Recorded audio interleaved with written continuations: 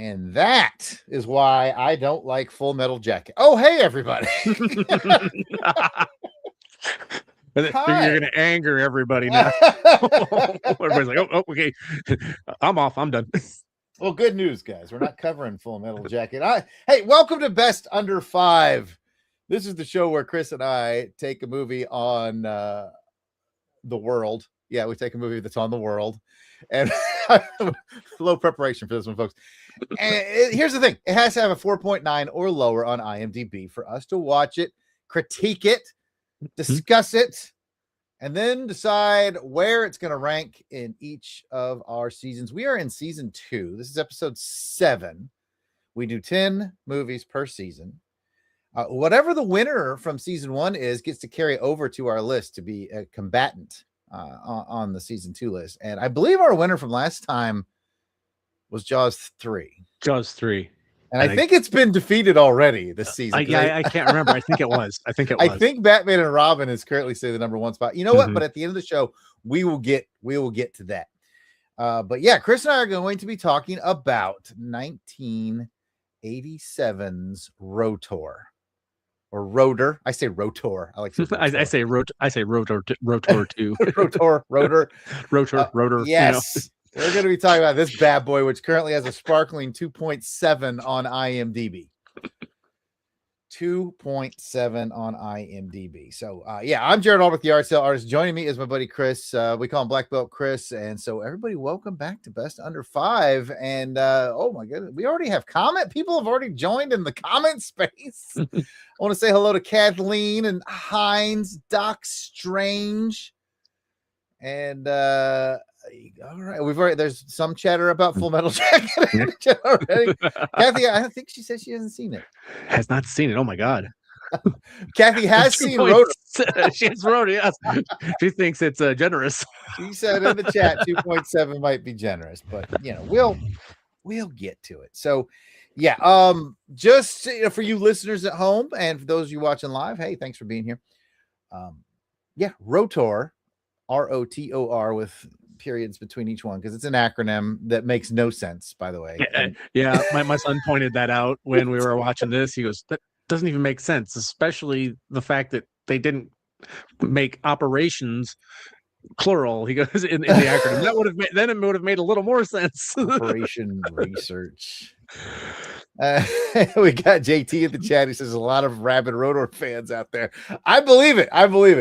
There's going to be a lot of minuses discussed as we were going to make a lot of fun about this movie. I feel like there's going to be some pluses from both Chris and I, but just to give you guys sort of a brief summary of the film. It's very much sort of a RoboCop meets Terminator type of film with no budget. It came out in 1987. I think they actually filmed it in 85. All right. Yeah. Chris is already standing by with the trivia, but I want to say it took a while because they needed some post-production stuff that they didn't have the money for at the time. And, anyways, so it's basically about this guy named, hang on. I got to steel myself for this. No pun intended. It's about a guy named Detective Captain Dr. Barrett Coldiron. And that's Coldiron with a Y. Coldiron with a Y. And he has been developing this sort of robotic cop of the future. And think of it as like the Terminator, like a machine with a human exoskeleton. He's been working on this. He says it'll be ready to develop in about 4 years. Some political pressure comes down and says, you got to have this bad boy ready in 60 days. He quits the job. There's an accident at the lab that activates the ROTOR prematurely. It goes out in the world and starts terrorizing people. And Dr. Detective Captain, former Captain Coldiron must defeat. I'm already exhausted. I'm already exhausted. I think the most popular thing about ROTOR is our live stream about ROTOR and my shirt. Doc Strange says he loves my G.I. Joe shirt. I got a little something for Doc Strange though. For those of you watching live, if I unzip the jacket, and I show you the shirt underneath. Oh,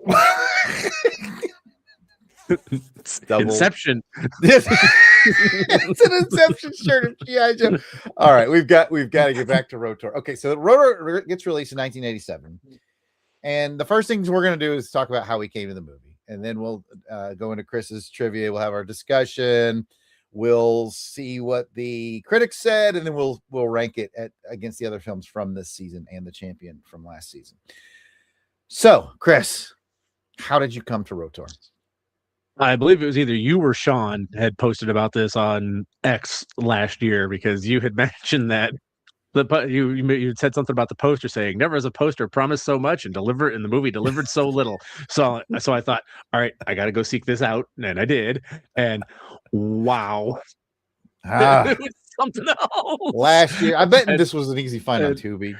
Oh yeah, it was a find on Tubi. That's exactly where I found it, and that's where my son and I watched it. Adrian and I watched it Thursday night, and I got to tell you, this is much more enjoyable when you watch it with somebody else, because then you can riff off of each other. Yes, and this is a great time to point out that ROTOR has a riff tracks. You know, the guys who did Mystery Science Theater for years and now do riff tracks. There is a riff tracks for it, and last I checked, if you go to YouTube to the riff tracks channel, ROTOR is one of the movies they have on there that you can watch in its entirety for free. So by all means, that's the way to watch ROTOR. I'm gonna tell you that right now. Yeah, if you're not watching with friends, it will make the experience much more enjoyable. So my history with ROTOR is a little strange, and I became aware of ROTOR in high school because one of my best buds in high school, Randy, had this poster up in his room when we were in high school. Really? Yeah. And I remember looking at that poster and going, man, that looks awesome.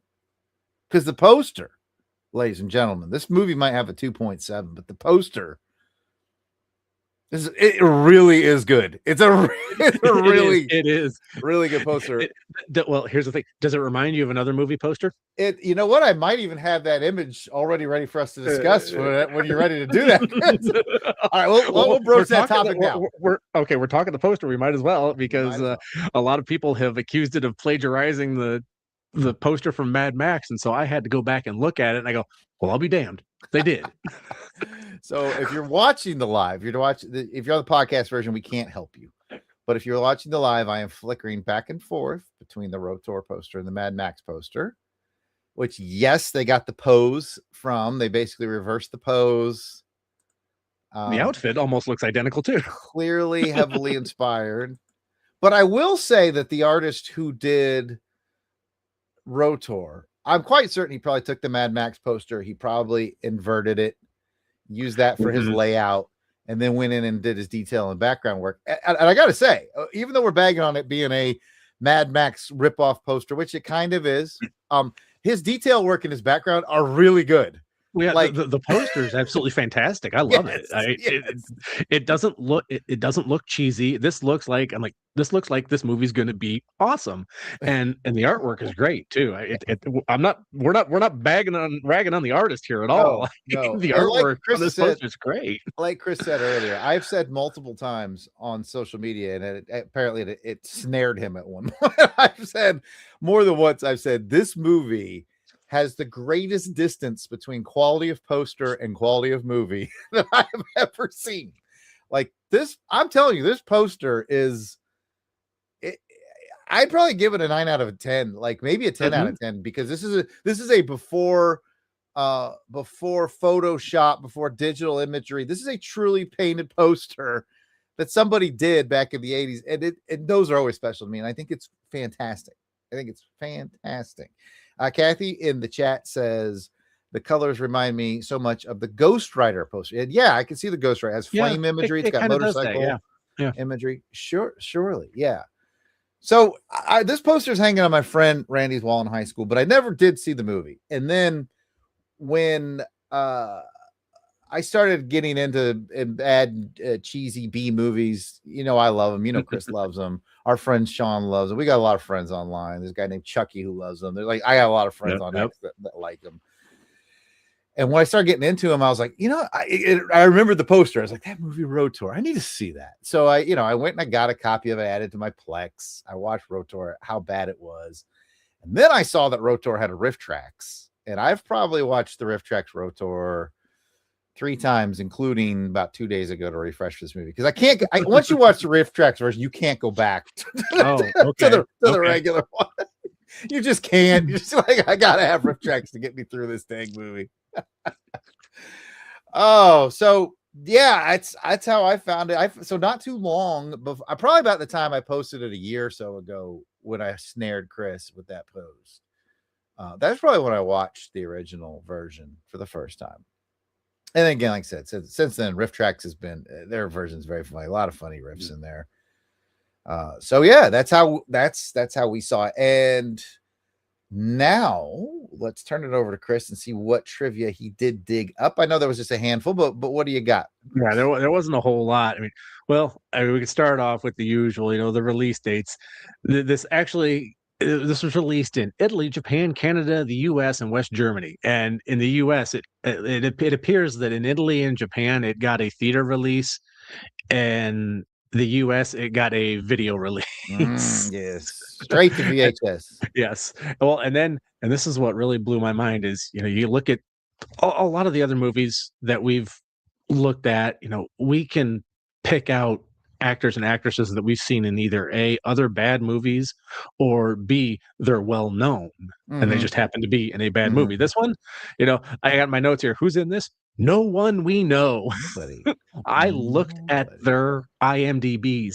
Some of them have only 1 credit.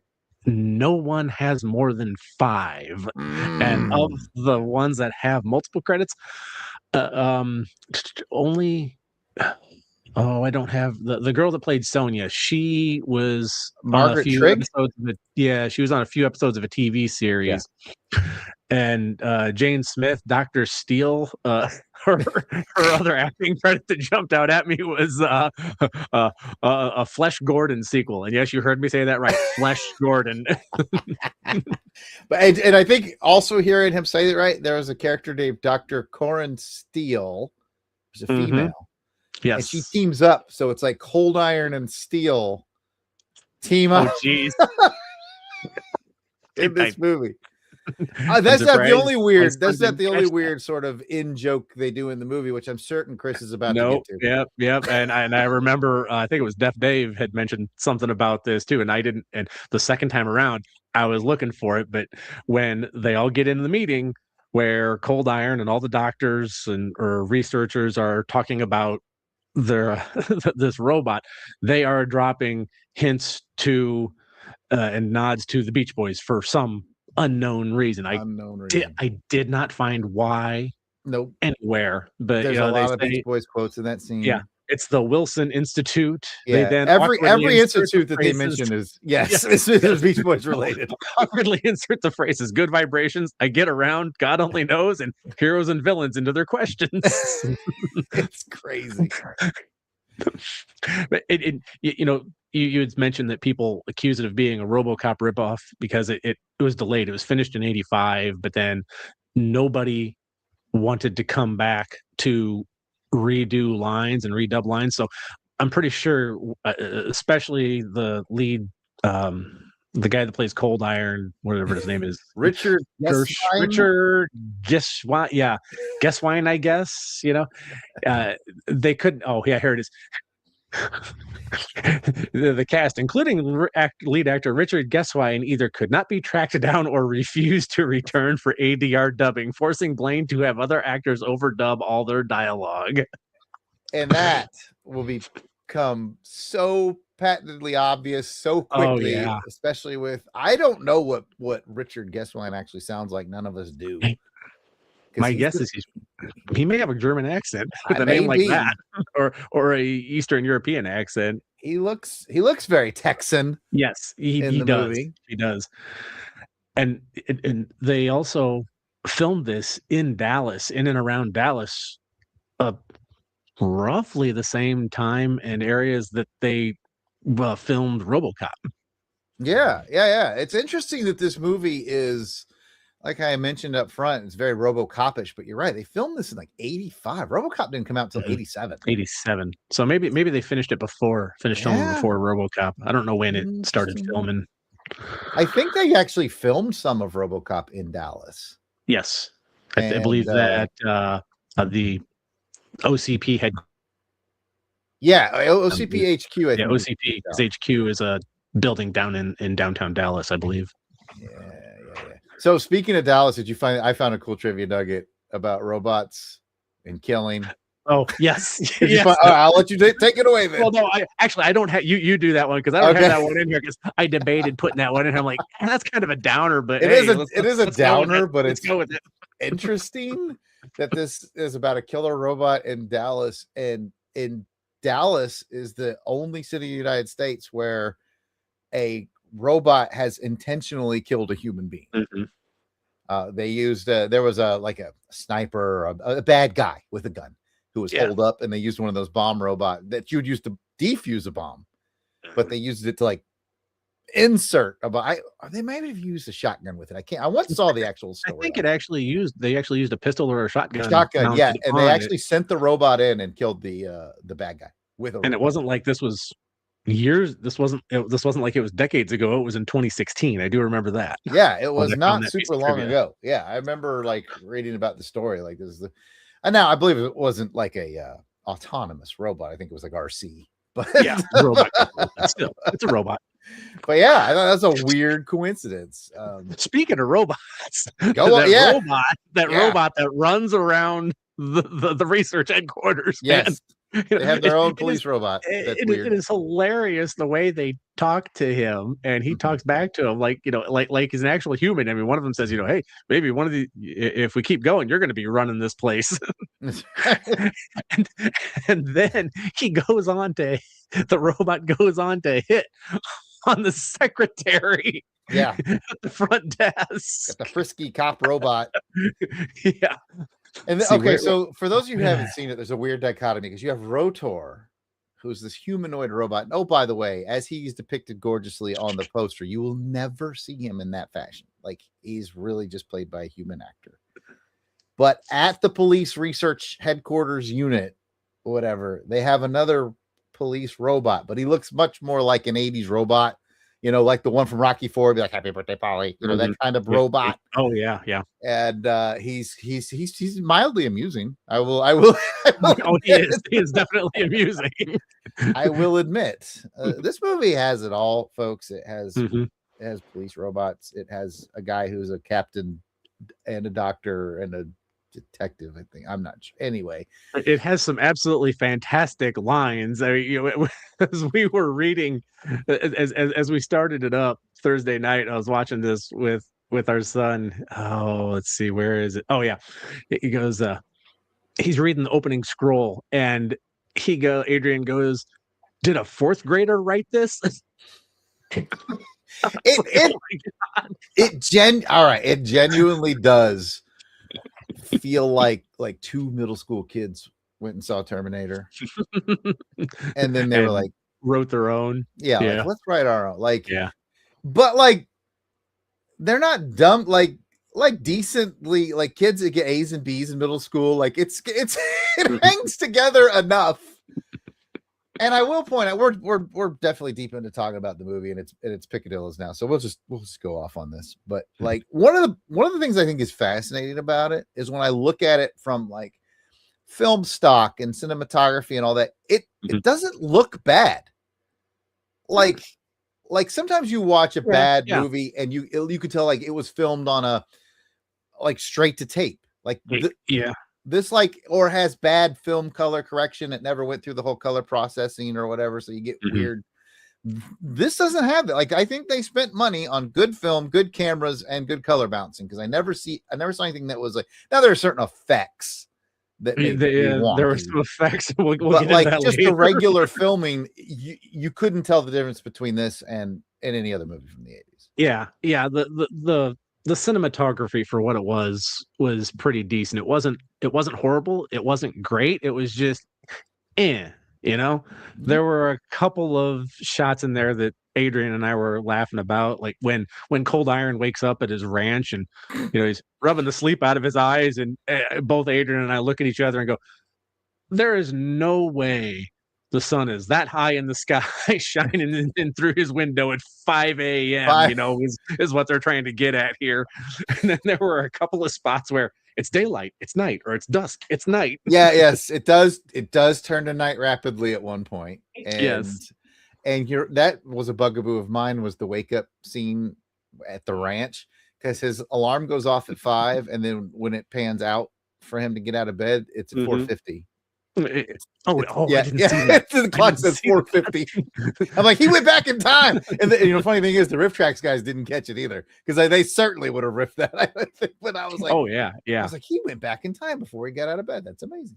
And then they spend like, I don't know, 20 minutes on his breakfast routine. Oh, I got it in here. I started timing it. Yeah, we're about 15 minutes in, and as I said, I have my notes. I got, so far we're 15 minutes into this thing. We have no real idea of what the plot is, and he's taking care of things at the farm and has decided to call his girlfriend. Like, what? Oh, yes. Let me just jump to this fact.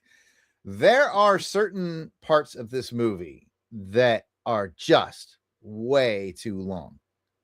Like, and this is one of them. His breakfast routine is one of them. His post getting fired, going to lunch, and then immediately having dinner with his girlfriend. Although all that was played under, like, they got this pretty sort of like cheesy but somehow awesome 80s duet romantic kind of song. Yes. That I kind of liked. I'm not gonna lie, I kind of liked the song. I was into the song. I was like, this is pure awesome 80s right here. So I feel like they just were like, well, because it's funny because he gets fired. Let's back that up when he has the talk with his boss, who's like sort of like a political guy. Yeah, I couldn't quite figure out what the deal was. He's the direct. He's ever. Yes. They kept going over the same topics. Yeah. Oh my God. But we get one of the great comments lines from this movie. I wrote a bunch of them down. It's like where Cold Iron threatens his now former boss. I will make more noise than 2 skeletons making love in a tin coffin. And Adrian almost fell off the love seat laughing so hard at that line. He goes, what in the world does that even mean? Well, if you think about it, it would be noisy. Oh. Yeah, and that's just the start of some of these bad lines. I mean, one of the guys, I think it's one of the dudes in the lab, says, he's like, "What do you think this is? A low budget sci-fi flick?" Yes, very self-aware. Let's see. Oh, my absolute favorite, when Cold Iron's talking about his former boss. The man hasn't had a decent bowel movement in a week. I can't even read the line without laughing. And just think, not only did the actor do that, but they had to get a different guy in ADR. Right. And I guarantee you that guy that was doing the ADR probably had to do that line a couple of times because he was probably laughing. and then they followed it up with, he was 39 years old before he discovered gravy wasn't a beverage. What?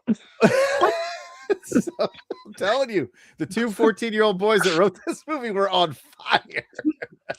And we scientists are like degreed science fiction writers. Like, what? What does that even mean? I don't even want to quote half the lines from the Native American dude that works there. Oh, geez. Yeah. That one had me cringing. I'm laughing and I'm cringing. And Adrian was the same way. He's like, holy cow. Yeah, like he's like sexually harassing his coworker. Yep. And he's completely unlikable, but they're like trying to make him likable. He's the whole reason ROTOR wakes up early. Him and his stupid comb. True. I could blame him. Yeah, his name's Shoe Boogie of all. Shoe Boogie. That's right. What name is that? Shoe Boogie. I think he was like a break dancer or something, and that was like his go by. And in real life, like I think that's somehow a thing. Yeah. Really? Yeah. Some of the tangential characters like Shoe Boogie and like the cop, when ROTOR comes out and the cop's like, hey, you sign up for the policeman's ball? Yes. And like ROTOR just like throws him around and stuff. The guy's like, Man, I would have had to whoop your butt or something like it was so bad. And why? Adrian pointed this out, and I started laughing. And he goes, "Why are all of these chairs set up in the parking garage? Do they hold staff meetings out there?" Don't know. Hard to say. Hard to say. Did he also catch the fact that like ROTOR woke up, right, and went to the locker room, to his locker? It said ROTOR 22 on, or 222 on the locker, yeah, and got his gear out and put it on. And I want to remind everybody that ROTOR wasn't supposed to be ready for 4 years. So his locker was just sitting there waiting for ready to go for 4 years. 4 years out. The locker's ready. And leading up to this point, and even as after ROTOR is activated and goes kind of haywire, Cold Iron he's I don't know if waxing poetic is the right term, or he's got this very doom and gloom. He has a very doom and gloom view of the future of the United States and law enforcement. I guess it makes it sound like it's going to be this hellscape of lawlessness. He says something here. Either we control society or it destroys itself. Like what? And he says something about the hellish landscape of the highway. Later in the future. I have driven through Dallas. That's true. The battlefield highways of the future. Like what did they think? And he's talking like 25 years in the future. So did he think everything was going to go to hell? And these robots were going to be the law and order. They were going to be Judge Dredd. That is what it is. That is exactly what it was. Oh man, I want to say hey to my buddy Dave from GI Joe RPG Stories who just checked in the chat. What's up, man? By the way, speaking of hellish futures, maybe they're like the poster they were leaning towards Mad Max. I guess we actually had a vote in the chat, and I'm not even gonna fight him on it, that he likes the ROTOR poster better than the Mad Max poster. And I gotta say, artistically, I might agree with him on it, like color scheme. Anyway, now the Mad Max poster is closer in quality to the quality of the film. Yes. It's good poster, good film. I want to welcome Scott to the chat, who says he's still half convinced that ROTOR is just a movie about a more rebellious teenage version of Daryl. If you remember that one. Yes, I vaguely remember that one. I think I've seen it once or twice. I just watched it like within the last year. It was another one of those movies I always wanted to get to, so I finally did watch it. That's funny. Yep. But no, we got to talk about that scene where he leaves was it Penny, his girlfriend Penny, in the apartment to go pick up some charcoal at the best scene in the movie. Store, and he quote unquote thwarts a hold up there. That is absolutely hilarious. There's so many things to talk about in that scene. Where do we begin? I don't know. The fact that he shot the guy point blank with a Desert Eagle, basically over the woman's shoulder, and he just collapses right where he's at. And I'm thinking, there ain't no way he's pulling that shot off. And if he had actually been hit, he would have been about 5 to 10 feet back. Yeah. Just from falling over and rolling. And then, Chris, let me ask you this. After he kills the dude who's taken the woman from the convenience store hostage, what happens with that woman? What does she turn into? Yes, that was something Adrian and I said. All of a sudden, she turns into this badass karate woman. The next guy comes out, she throws this. I remember she punches I do remember the couple of kicks to the guy, and then right to the face. I'm like, wait, what? Yeah, you sat there and played the helpless victim when the guy had I think it was a knife. It wasn't even a gun. It was a knife to her. And now all of a sudden she's like, oh, I'm going to kick this other guy's butt. Oh, she Jackie Chan that dude. She's holding him up by his neck with her foot. That's right. Like this random lady. And let's back it up a little bit, because Cold Iron goes just to buy charcoal for the 9 pounds of steaks that he's going to cook for him and his girlfriend. And he didn't even wash his hands after he handed those steaks to his he's wife. got He just E. coli everywhere. walked right out the door. My son works in food service, and he works in the kitchen sometimes. And he goes, there's a food safety violation right there.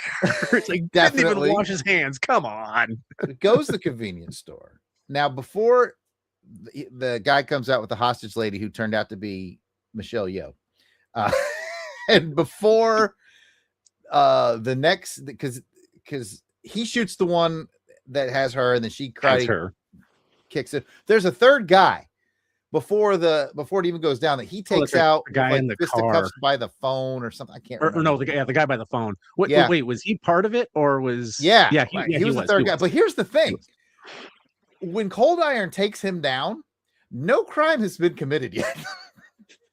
Like, it's almost like the script writers just told Cold Iron there was a crime going down, or he might have suspected, but man, that was an awfully violent takedown for a maybe there's something going on. I was like, that's odd.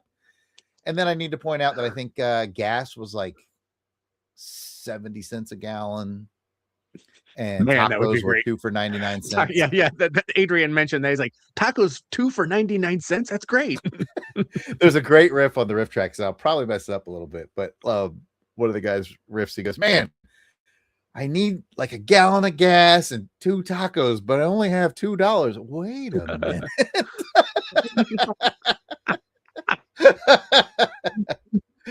Oh my goodness. Kathy asked a question in the chat. Anyone remember Chomps, the movie about a robot dog? I don't, so look it up, and if it's got a 4.9 or lower, yeah. we can follow this up with Chomps. We can keep with the robotic, law enforcement of the future.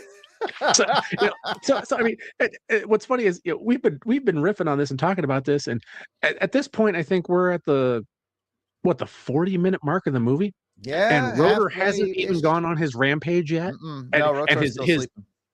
And his rampage starts when he pulls over a guy, the dick fiance, for us, speeding.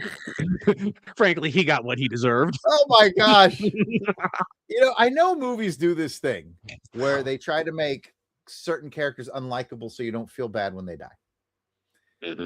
Boy, they really put in the effort with this guy.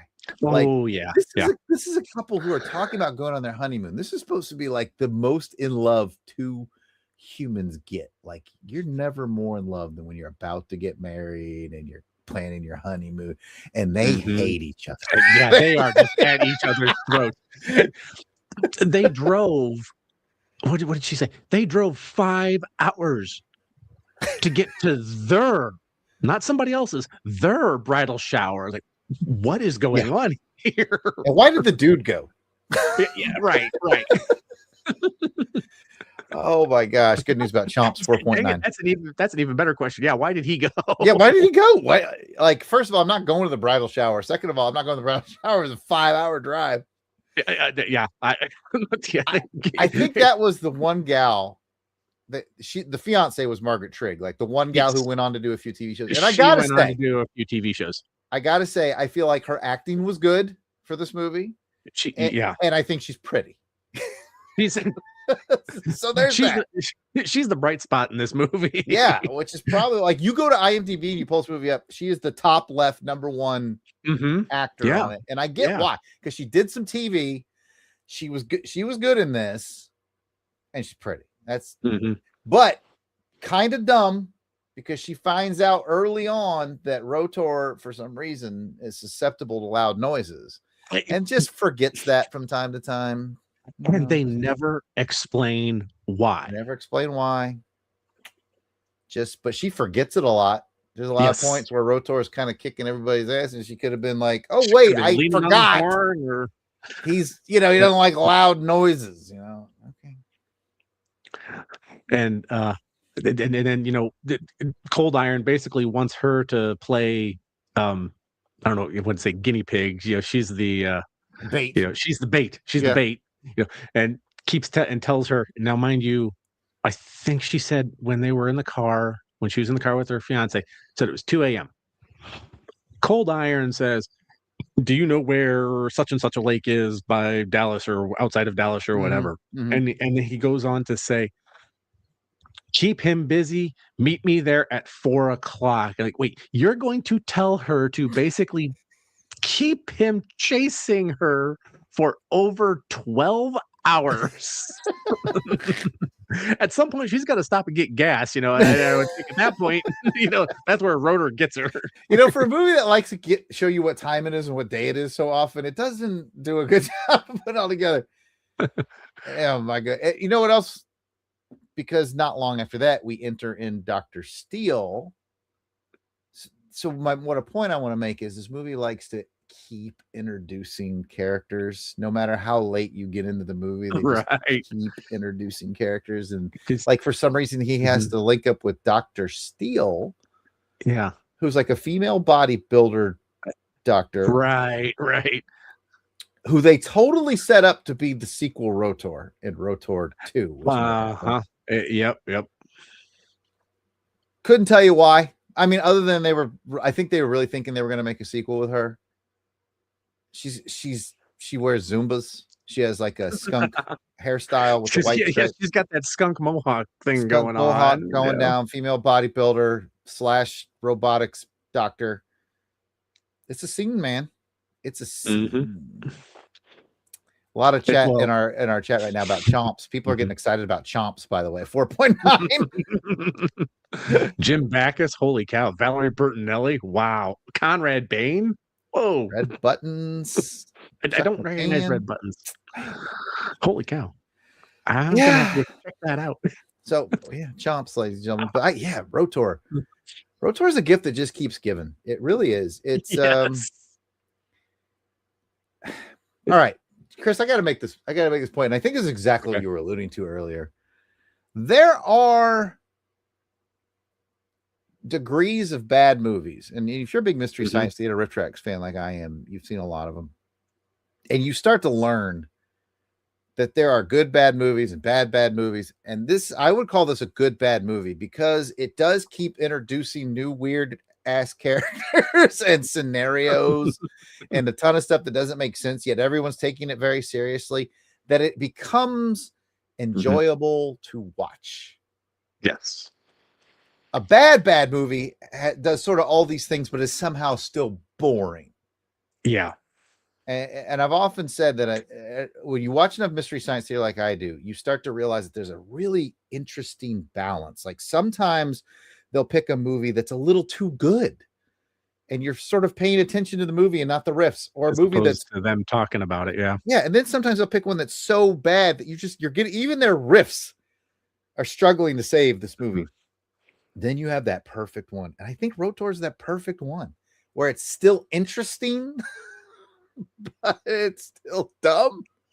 It's even, like I said, it gets even better when you watch it with somebody. You got somebody to chat about with this one. Because the first time I watched it, I was like, oh man, this is rough. And then when I watched it with Adrian Thursday night, he and I were laughing our butts off. Trading jokes back and forth. Yeah, if you watch it by yourself, you'll probably be like, this, oh my, like you might get enjoy. I don't want to pat us on the back, but if you've listened to this and then you go watch it by yourself, you might enjoy it a little more because you'll be looking for all the things that we just talked about. Yep. Yeah, you're going to be looking for the things we talked about. You're going to be thinking about what we've said about certain scenes. So pat ourselves on the back, you'll like it a little more. But by all means, either get the riff tracks, watch it with a friend, or do like I did like about a month ago. I was my aforementioned friend Randy, who had this poster hanging up in his room in high school. We still hang out, and I was at his house like a month ago. Me and our mutual friend from high school, Jose, and they are the nicest friends because a lot of times they'll look to me when it's time to watch a movie. They let me pick. They go, "What do you got? You got to watch something for a podcast, right?" And I'm like, "Well, I got to watch ROTOR." And I was like, "I got the riff tracks," and so we watched riff tracks ROTOR, the three of us, and we had a great time. Freaking ROTOR, man. I think there's like three more things we got to talk about here. Oh my gosh. Yeah, hit me. Number one, what is up with his ability to see in the past when he wasn't even there? Yes. Adrian goes, what is this? He's like, and he said, he goes, yeah, but you notice he can only do it when he takes off the glasses, and he goes, "That's it." He's like Cyclops, he has to keep the glasses on, but when he takes them off, he can see into the past. And Adrian was saying something. He goes, "It's something about it's the Heisenberg uncertainty principle or something." He's big into some of this physics stuff. I mean, he knows some stuff that I never touched on this in high school. I didn't read about it, but he starts talking about quantum physics. Some quantum physics stuff, and tracking the tachyons, man. Yeah, how that Rotor doesn't actually, he's not actually present here. He's living in between the space. I'm trying to remember what he said, because I'm like, I am not following this, but I'm laughing my butt off because, okay, yeah, I'll buy this. Yes, you're right.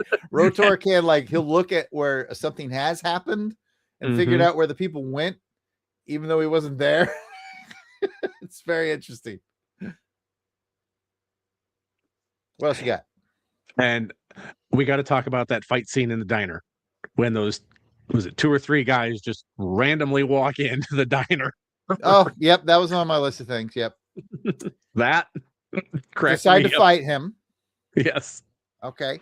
My favorite part of that is when the third guy, there's 3 guys and they get increasingly more muscular. Yep. Bigger and bigger. And they decide to fight ROTOR.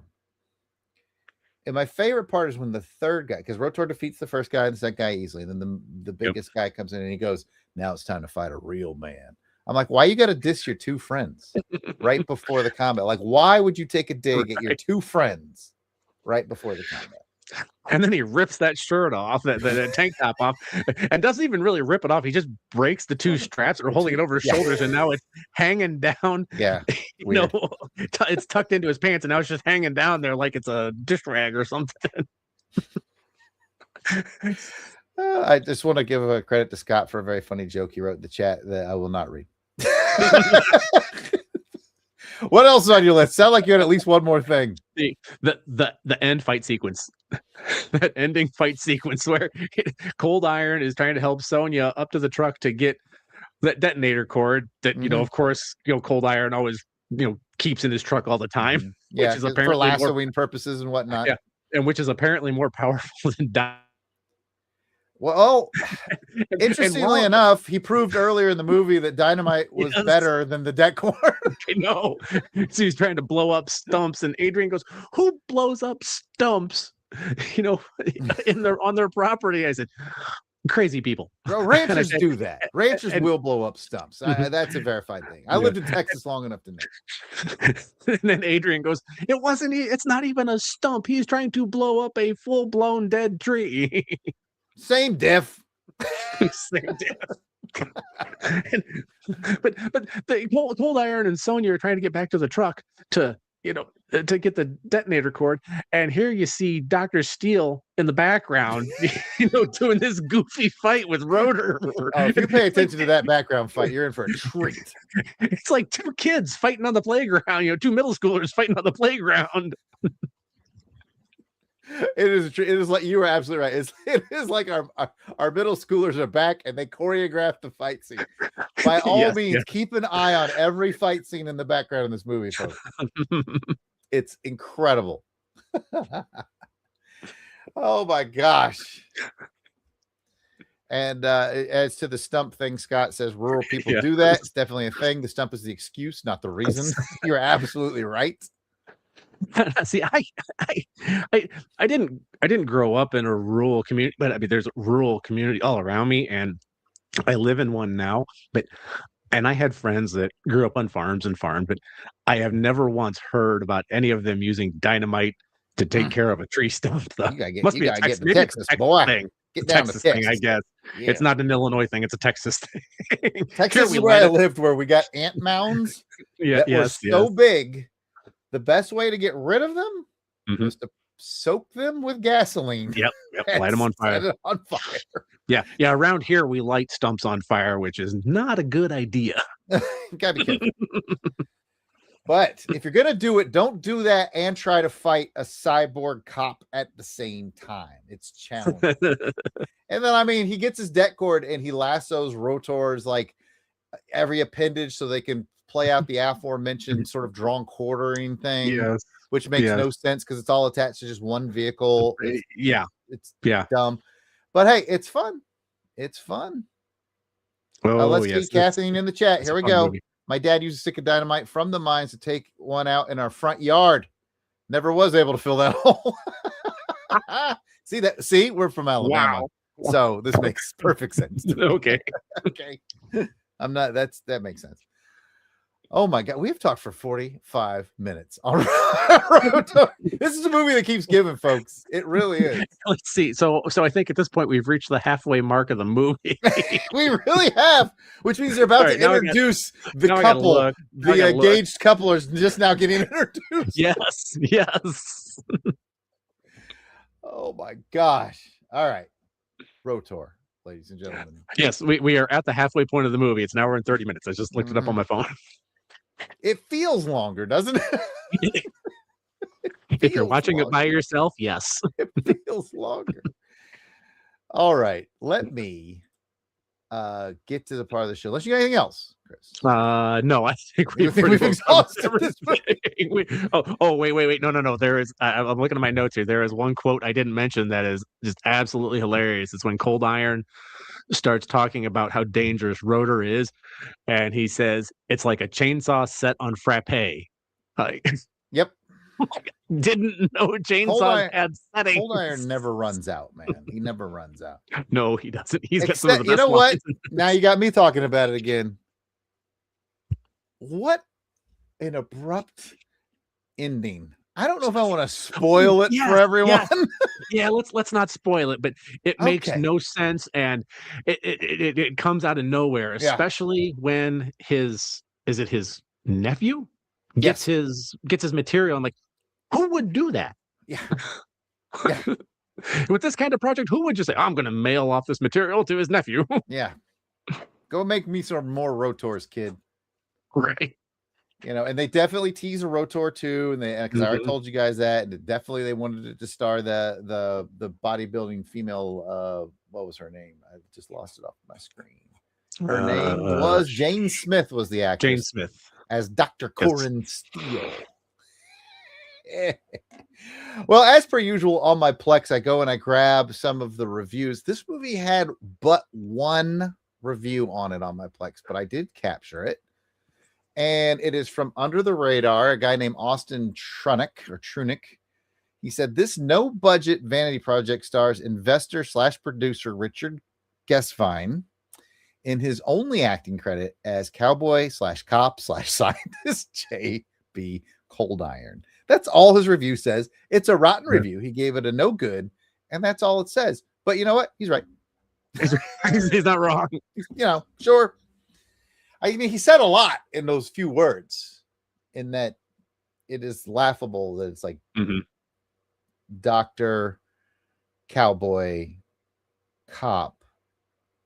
And then this movie just keeps giving folks about another part of the movie after the holdup at the convenience store.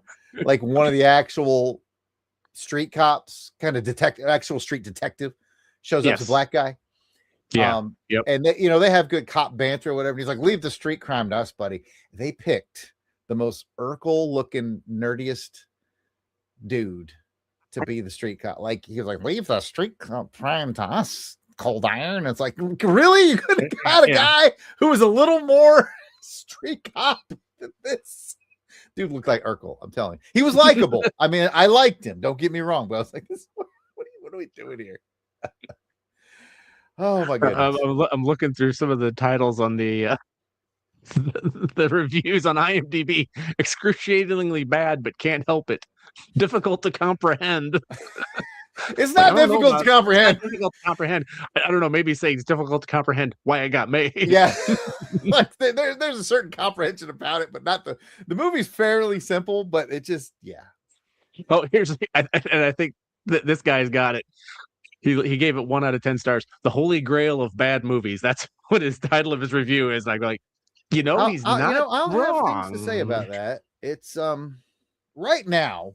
You know, I'll say these things right now. Like right now, if you ask me, what are the worst? Because I've seen you and I, Chris. We have seen some bad stuff. We've seen the stuff out there, right? What are the worst movies you've ever seen? I would say there's a movie called Rollerblade 7. Still need to see No, you don't. Santa and the Ice Cream Bunny. that. Seen that one. And recently I watched a movie from 1981 called Out, starring Peter Coyote and Danny Glover, which sounds good. Just Out? Out. That's it? O-U-T, Just Out. Out. Okay. It had Danny Glover. It had Peter Coyote. The synopsis sounded good. Turns out it was an art piece that made no sense, and it was awful. Those are 3 worst movies I've ever seen. So I would not put ROTOR in league with those at all.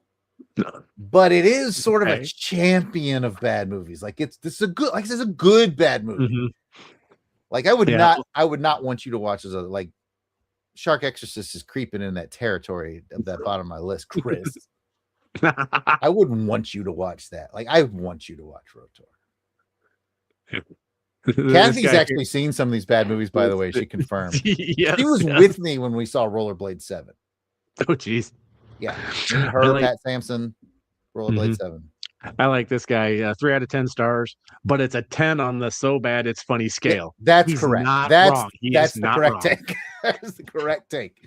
That is exactly the right take on this. Yes. I mean, like this is in that league. I just watched a movie. Oh shoot, I shouldn't have brought it up without looking it up. It's Brain something. It actually has Jeff Pullman or Bill Pullman. Bill Pullman. And is that the one you posted about? Just about a month ago. Week? And it's kind of a B movie. I think it might even be a Corman. I'm not positive, but it also has Bill Paxton. I would say it was good. It was a good B movie. This is a bad B movie, but this is an entertaining B movie. ROTOR's entertaining. Brain Dead. Thank you, Kat. Brain Dead. Yep, there's just found it. Brain Dead it's a B movie that's actually I think elevates. ROTOR's a B movie that doesn't elevate, but in a way it does. You know, it's I don't know. We didn't even talk about we did not even talk about the stop motion animation that they use to insert. Like that's supposed to be the inner workings of ROTOR. Yes. Come on. And the random scientific jargon they keep throwing out that makes absolutely no sense. I believe the thing Adrian said was, that's not how this works. That's not how any of this works. I think that might be an actual quote from the riff tracks too, by the way. So be on the lookout. I told you, you got to reward Adrian. You got to be like, dude, just go on YouTube, type in ROTOR riff tracks and let him watch it. Yeah, you'll have a good time. Oh, okay, folks. Let's get to the part of the show. We could keep going, I feel like. Oh, I just saw a comment about Rollerblade 7 in the chat, so I got to pull it up. Rollerblade 7 or whatever it was. Couldn't even be held. Yeah, I watched it with Kathy and Pat, and it was bad. Don't do it. Don't take it as a challenge out there, people who are listening to this episode. Oh, I'm going to watch Rollerblade 7. I'm going to tell Jarrod I watched it. I won't be proud of you. Okay. I mean, I might salute you, but you did not heed my warning. Yeah, I tell you what. All right, let's get to the point of the show where we insert this into the season 2 rankings. This is episode 7 of season 2. So let's take a look at the current standings. Here's my current standings list. I will recap for those of you on the podcast only version. Right now, there are 7 movies on here because remember, we do carry over the winner from last season, just see how it'll do against the new batch. In at number 7 is Carnosaur, which even though it's the bottom of the list, I'd watch Carnosaur. At number 6 is the 2010 Sherlock Holmes one by Asylum, which was bonkers as hell. Number 5 is Assassin from 1985, which had Robert Conrad. Number 4 was Santa Jaws, which exceeded all of our expectations. Number 3 was Stopper, My Mom Will Shoot, a movie that's not as bad as people tell you it is, but it's not great. Number 2 is Jaws 3, which was last season's champion. And number 1 is Batman and Robin 1997, which the further I get from it in 1997, the more I appreciate it. I think Chris and I both decided we kind of like this movie. Retrospect. That is exactly it. Once you know what it is. Well, like another guy on X said that, we both follow each other because I said something about this and how then this was a couple of years ago. And he said I said something about Batman and Robin, and he says you have to go into it with that mindset of it's like the Batman 66 TV series and movie. And after that, I watch it, and I go, He's right. Yeah. Holy cow. It's pretty fun. In fact, Doc Strange in the chat said Yeah. with an incredulous amount of question marks, Batman and Robin ahead of Jaws 3. Yes, Doc Strange. And if you go back and listen to that one or that one, you know, it was very close. It was super close. Like I was like, oh man. Yeah. I mean, you could probably flip a coin at any point for those two. Because I do enjoy them. Anyway, let's find out where we're gonna put ROTOR. And I'm curious where you put it, because I've got an idea where I'm gonna put it. There's gonna be some editorializing and explaining on my part, but where are you putting it? You know, at first I thought, yeah, I'm putting this at the bottom of the list, but no, it's a toss up. But whether it's between Assassins and Sherlock Holmes or between Carnosaur and Sherlock Holmes. Okay, bottom half. For the sheer fact that I laughed so much watching this. Like with Carnosaur, I watched it and I was rolling my eyes. I was laughing, but I'm kind of rolling my eyes, and I'm like, okay, God, this one's kind of tough to watch and just kind of dumb. This one's dumb, but it made me laugh my butt off. Okay, that's fair. That's fair. And so let me reveal where I put it, and I don't think it'll surprise you. It's at the bottom. It's the bottom. Oh, wow. But I have to do some editorializing at this point.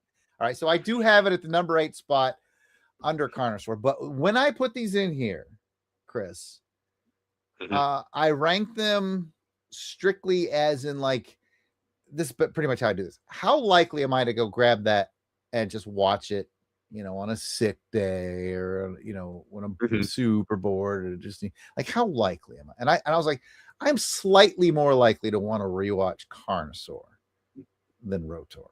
So that's why it got the 8 spot. But I would watch ROTOR again before Carnosaur. I could kind of go either way on that. I find Carnosaur slightly more fascinating, just a little. But caveat, I've mentioned a couple times on this episode that ROTOR is available with Riff Tracks. And last I checked, it was free on the Riff Tracks channel on YouTube. You do that, and it's now in the number 1 spot. Like, that's how good, and that's what I think Chris is getting at. That's how riffable and funny this movie is. So just on its own as a film, I think it comes in at number 8. But definitely, with its riffable qualities, it can start to skyrocket up the list, which is what you're getting at. It could start. I don't know if I quite put it up there at 1, but it definitely moves up, probably, in the number 6 spot where Sherlock Holmes is. Well, and this is my challenge to you, Chris. Like I told you before, you got to reward Adrian, watch it with Riff Tracks, and then you tell me. Do you think it would go to your number 1 spot with Riff Tracks? All right, I'm gonna have to watch this. It's a lot of fun to watch with Riff Tracks. So this was a tough one.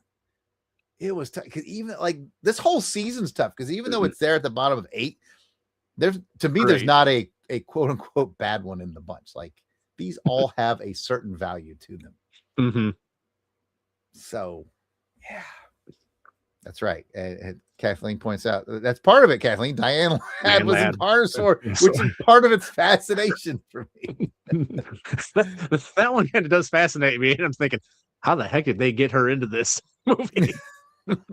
That's the big question in my mind. Corman is, we're gonna make this a 4-hour show, but Corman, I was reading about him.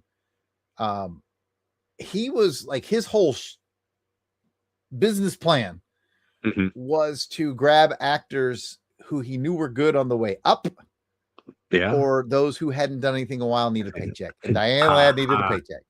Okay. But like on the flip side of that, who came up through the Corman School? Jack Nicholson. Yeah.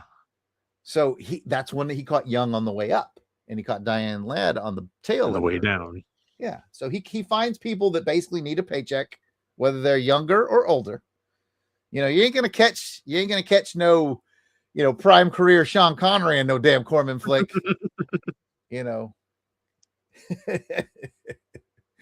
But yeah.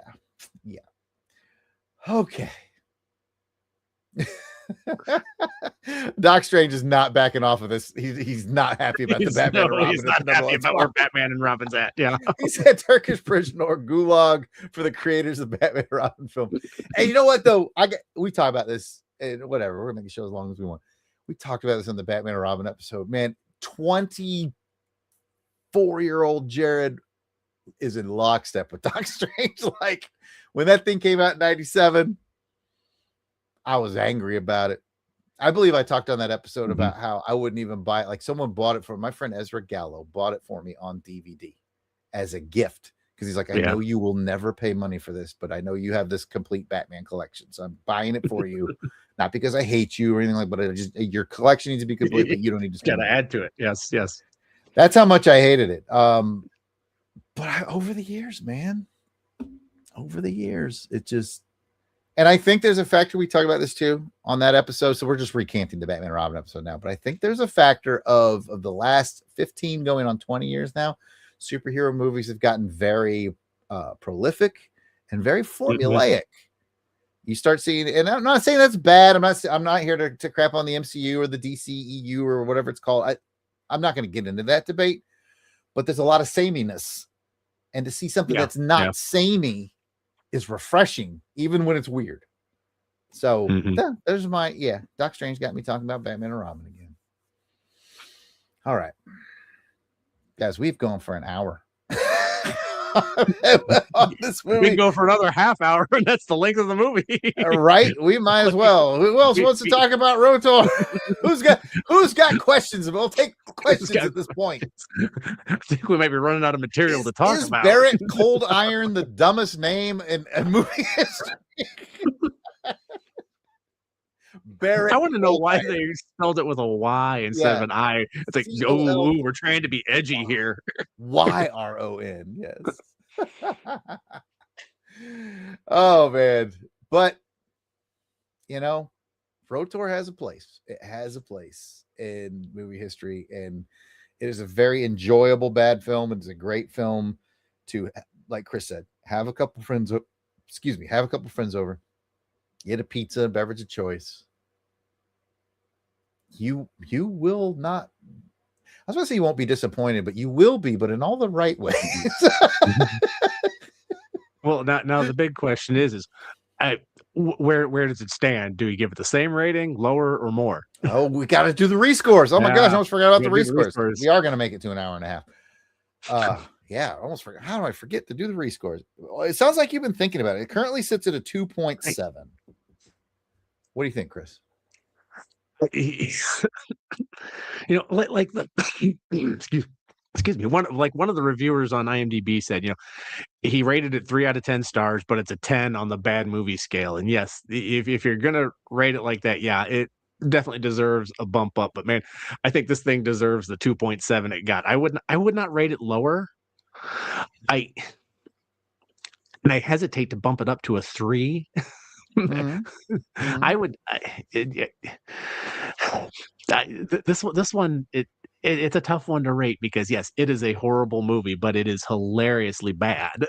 Yeah, it's got a value. So, if I'm gonna go with that, then I'm bumping it up to maybe a 3.5. Okay. I'm gonna say 3.5. Because if I'm looking at this critically, it definitely deserves a 2.7. Okay. But then, like Kathy said early, that's being generous. But I think I would definitely give this a 3.5, just because of the fact it is so like we were talking about. It is so real. If it wasn't for that, I'd probably drop it a 0.5 point. Oh, you said riffable. It's so riffable. Yeah, you cut out for just a second. Riffable was the word you used. Okay. And I'm with you. This is tough, man. Like, just as a just judging it on its pure merit, I think I'm with you at like about a 3. I think it has more value because of the fun you can have watching it and just the choices that were made. And I think you have it a 3.4. I'll give it a 4 to maintain my always higher than Chris scoring on the show. And I do value the bonkerness quite a bit. But once again, you bring in the riff tracks, and now we're talking 8, 9, possibly a 10 if I'm in the right mood. but we're not. It just on the movie itself, I'll give it a 4. And I do think I'm being generous just because of its value, if that makes sense. Like it probably deserves a 3. I will give it an extra point just because of its bonkers. It's unapologetic bonkersness. That's what I'll do with it. All right, folks. ROTOR 1987, currently enjoying a 2.7 out of 10 on IMDb. This has been another fun-filled episode of Best Under 5 on the LONGBOX Crusade Network. And speaking of the LONGBOX Crusade, you can like and subscribe. If you haven't already subscribed to our YouTube channel, we'd appreciate it. We're rolling strong at like 412 people. So, hey, maybe get us to 425 if you can, and drop a like if you haven't already while you're watching this video. It means a lot to us. If you're watching over on X or one of the other platforms, if you just migrate over to YouTube real quick, just to give us a like or subscribe, it would mean a lot to us, and we appreciate the heck out of it. We do have a Crusaders Club where we do actually more live streams than this, pretty much a couple Wednesdays a month, about 9 p.m. Central.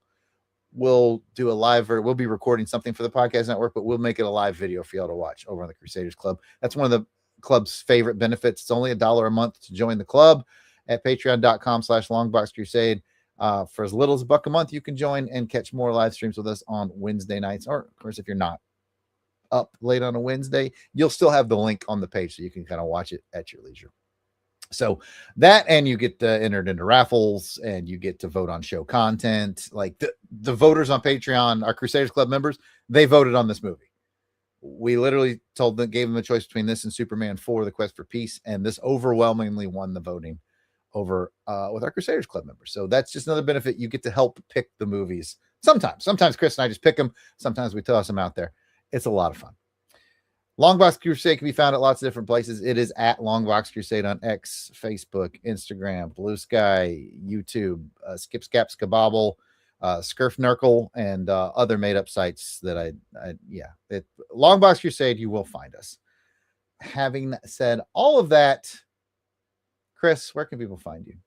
They can find me on X at BlackBeltX21. On the X. On the X, yes, where I dish out random bits of trivia of what I'm watching, or just totally random thoughts about things that just pop into my mind. Like the other day, I saw some guy in a video said that the attack track in He-Man looks like a weaponized Scooby-Doo mystery van. And now I can't get that out of my head. All right. This is the quality content you'll get from Chris. Random shower thoughts on 80s and 70s and 80s movies and TVs. I like to bust Chris Christmas bells when he posts things like, here's the top 5 podcasts I listened to this year, and didn't list the one that he's on. Hurtful. Although Scott mentioned in the chat, he said, Jarrod says join the club, and then Jarrod says this movie was the club's fault.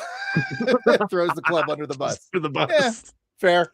I have since started listening to some more of the stuff on the LONGBOX Crusade. I think I was listening to you guys, you and your brother on Action Film Face Off, and then it started rolling into some other stuff, and I'm thinking, man, I got to go back and listen to some of this stuff, even though it's not, these aren't comic books I grew up with, like the Indiana Jones ones. Like I didn't read those, but like the G.I. Joe Special Missions stuff, I'm like, my brother collected that stuff, and I read it all the time, so I'm thinking I got to start listening to these. Hey, that's the beauty of the LONGBOX. We cover so many topics about Transformers. You ever listen to Delvin's Transformers? Were you Transformers kid? I have not. Yes. Oh, yes. I have not listened to the Transformers yet. I think I need to, because I think I've got. Yeah, I was the one that collected Transformers. I've got a big old stash of them in my closet and some long boxes. I mean, I can't really recommend it because Delvin hosts it, and that's gross. But aside from that, I will recommend it. I didn't want him to listen to this and think he was getting off easy, but no, I appreciate that, Chris, and I appreciate everybody else who's here listening. By the way, if you want to rap with me, I'm at Yard Sale Artist on X, Facebook, and Instagram. It is all at Yard Sale Artist. And I believe that is about it for us on this Best Under 5. Thank you guys for stopping by. We'll reveal on the social medias on the Longbox accounts, or if you follow Chris and I, we'll reveal what we're going to do next soon. And we look forward to chatting with you guys. And until next time, remember that this podcast has been rated B for bye. We're going to act froze, waiting for